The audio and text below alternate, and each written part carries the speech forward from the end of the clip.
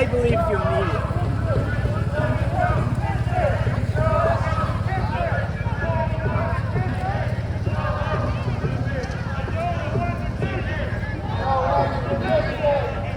What do they say?